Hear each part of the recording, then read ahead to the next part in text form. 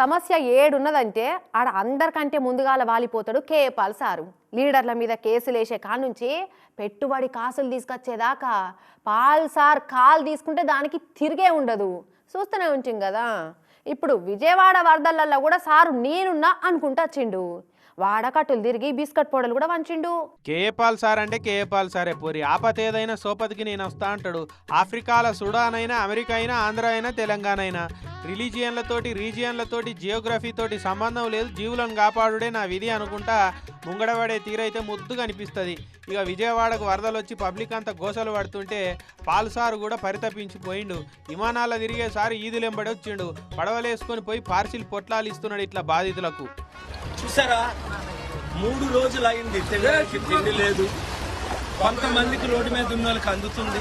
దాదాపు 4 లక్షల మంది ఎంతో ఇబ్బందులు పడుతున్నారు. ఇక వరద నీళ్ళల్లో ఉండే సర్కారు వాళ్ళకి సురుకులు పెట్టుకొచ్చిండు.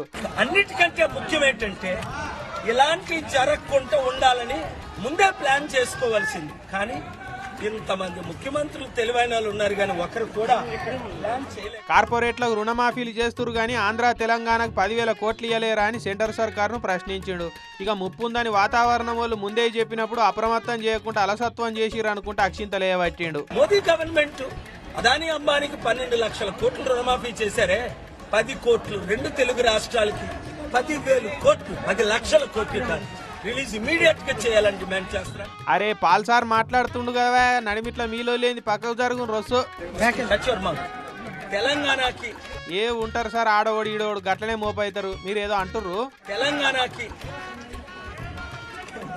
చెప్పాను కదా మాట్లాడొద్దని.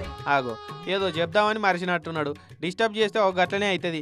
ఆ మాటలకేంది కానీ నువ్వైతే మందికి బువ్వ పొట్లాలు ఇచ్చిరా సారు, కానీ వరదల పైలం సారు. లక్షల మంది బాగా ఇబ్బంది పడుతున్న వారికి వరకు మీ వంతు మీరు సేవలు చేయండి. మీరే వంటలు చేయండి, మీరే ఫుడ్ డిస్ట్రిబ్యూట్ చేయండి, మీరే యూత్.